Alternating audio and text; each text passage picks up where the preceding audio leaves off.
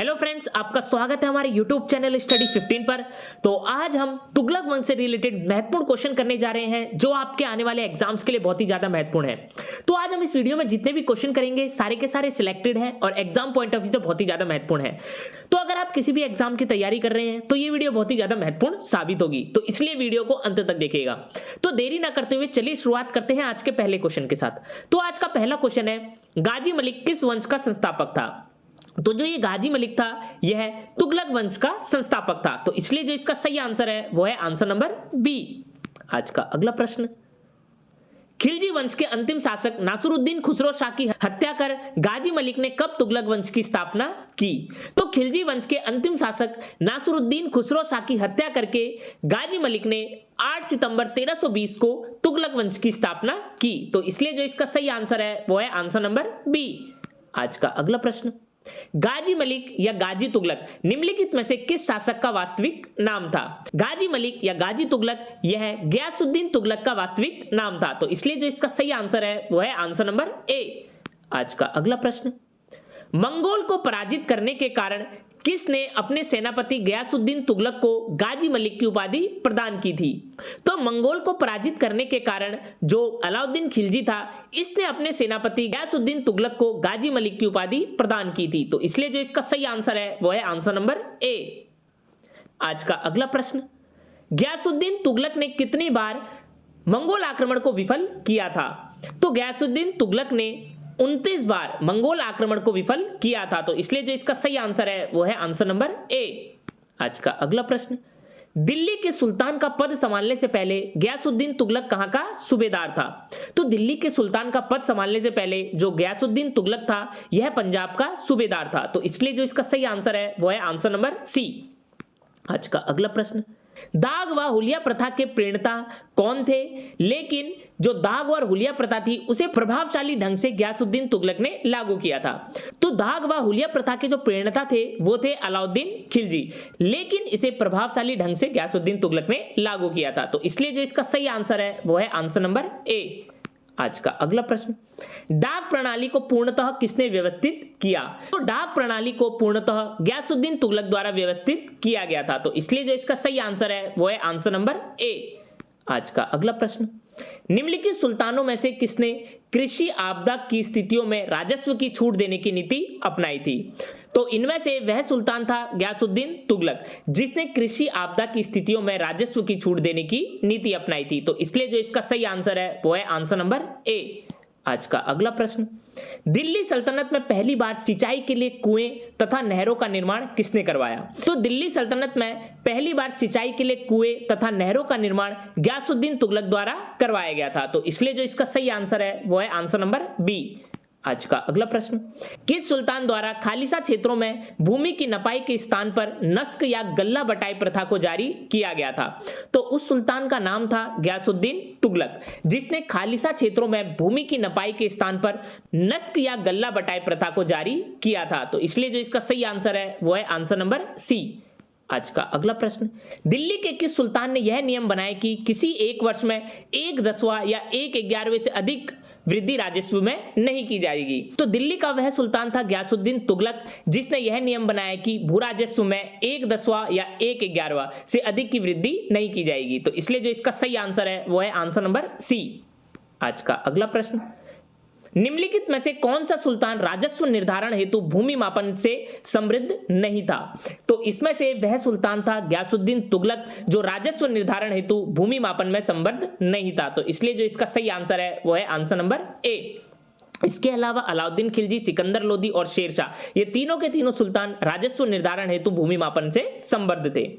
आज का अगला प्रश्न, बंगाल अभियान विजय के बाद गयासुद्दीन तुगलक ने किसको संदेश भेजा कि उनके दिल्ली पहुंचने से पूर्व वह दिल्ली छोड़ दे?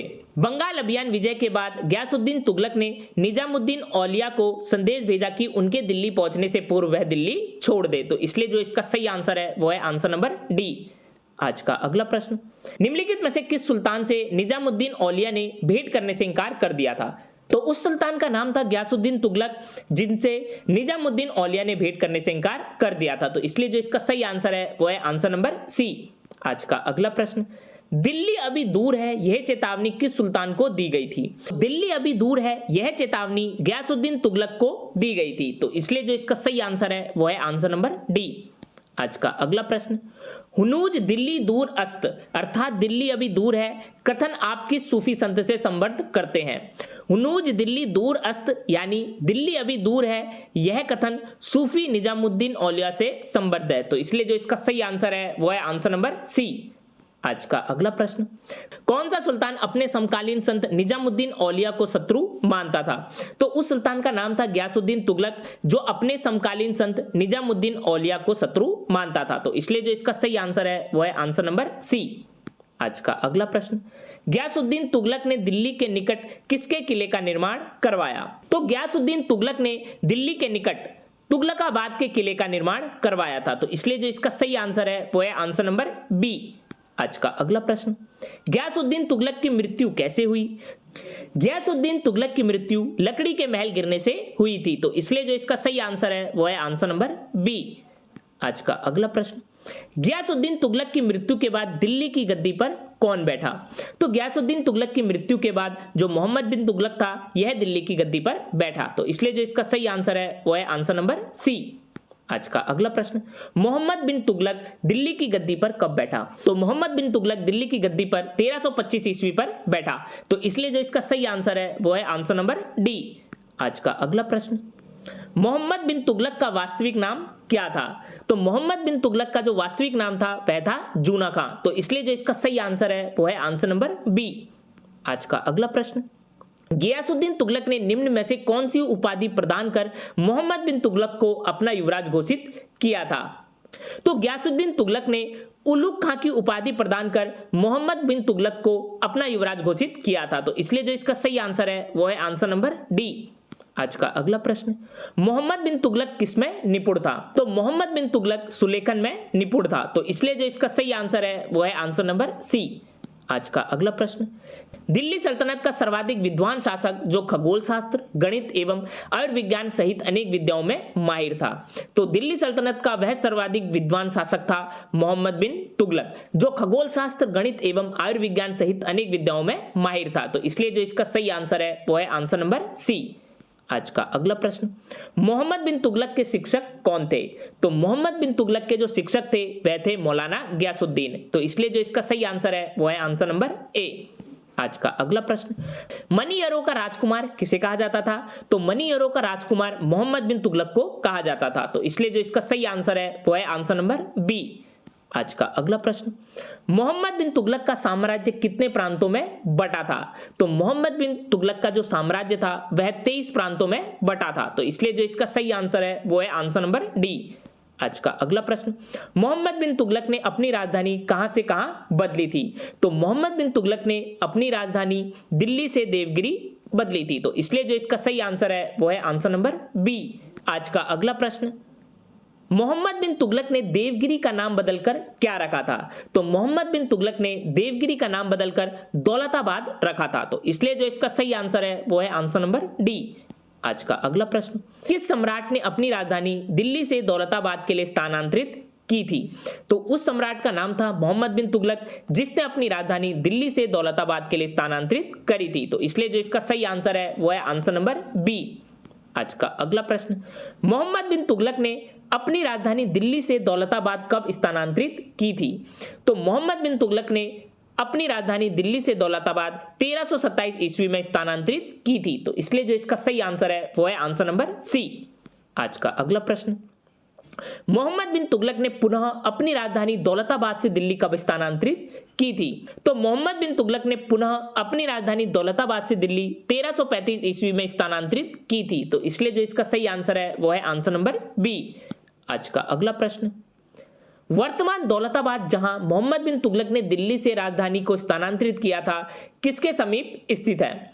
तो वर्तमान दौलताबाद जहां मोहम्मद बिन तुगलक ने दिल्ली से राजधानी को स्थानांतरित किया था यह औरंगाबाद के समीप स्थित है, तो इसलिए जो इसका सही आंसर है वो है आंसर नंबर बी।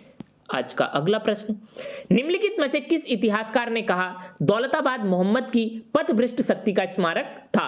तो इसमें से वह इतिहासकार था लेनपूल, जिसने कहा था कि दौलताबाद मोहम्मद की पथभ्रष्ट शक्ति का स्मारक था। तो इसलिए जो इसका सही आंसर है वो है आंसर नंबर सी।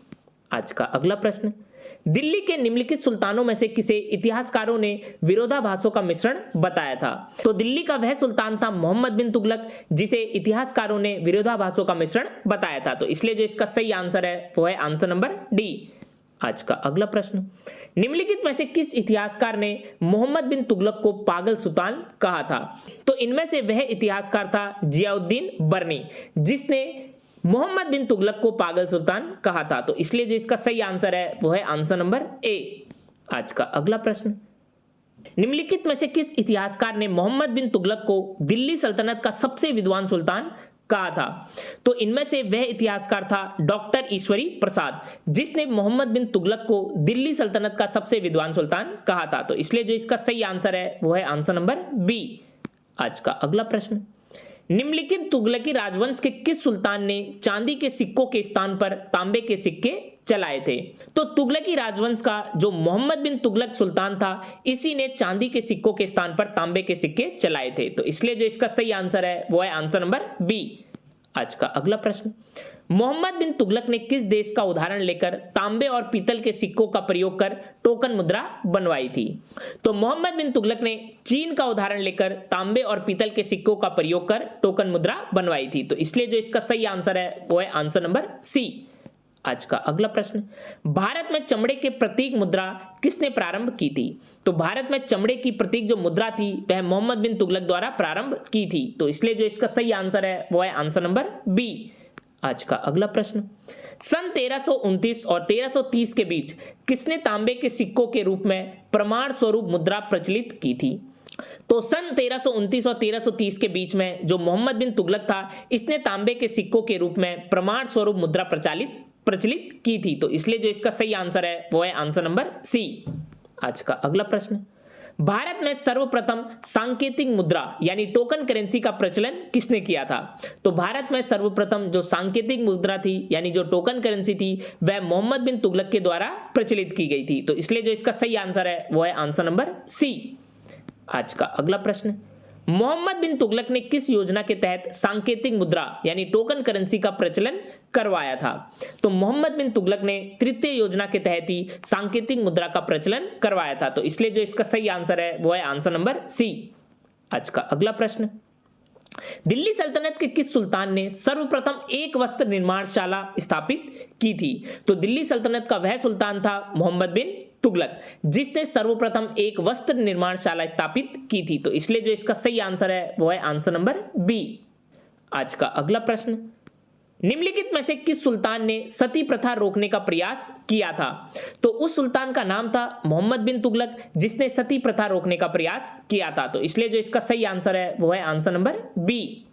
आज का अगला प्रश्न, मोहम्मद बिन तुगलक ने कृषि के विकास के लिए किस एक नए विभाग का आरंभ किया था? तो मोहम्मद बिन तुगलक ने कृषि के विकास के लिए दीवाने अमीर कोही जो एक नया विभाग था उसका आरंभ किया था। तो इसलिए जो इसका सही आंसर है वो है आंसर नंबर सी। आज का अगला प्रश्न, मोहम्मद बिन तुगलक के अंतर्गत दीवाने अमीर कोही किस विभाग की देखभाल करता था?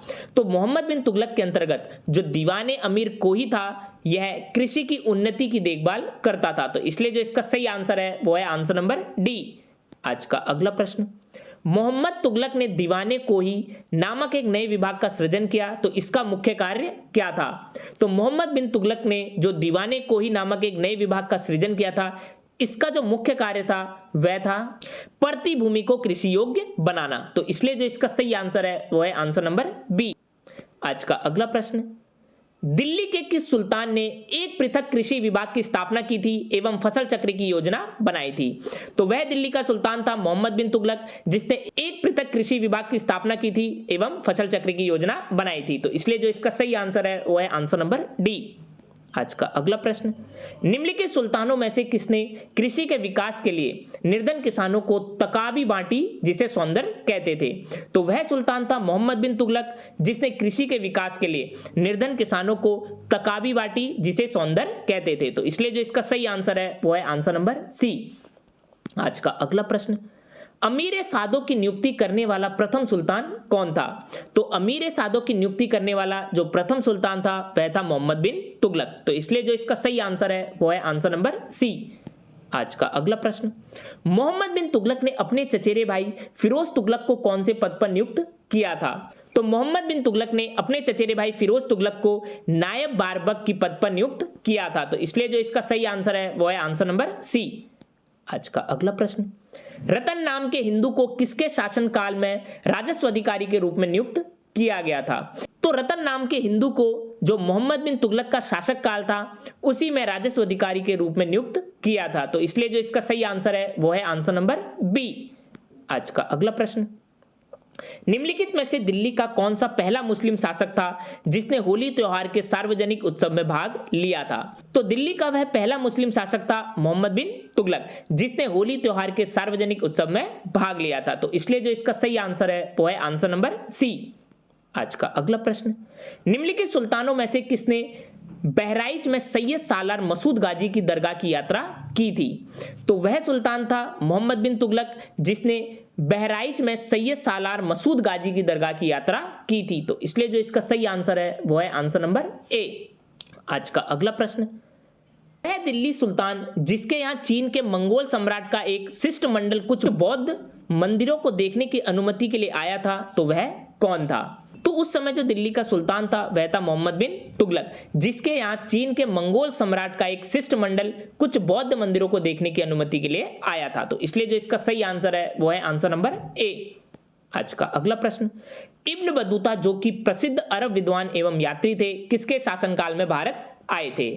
तो इब्न बतूता जो कि प्रसिद्ध अरब विद्वान एवं यात्री थे तो वह मोहम्मद बिन तुगलक के शासनकाल में भारत आए थे। तो इसलिए जो इसका सही आंसर है वो है आंसर नंबर सी।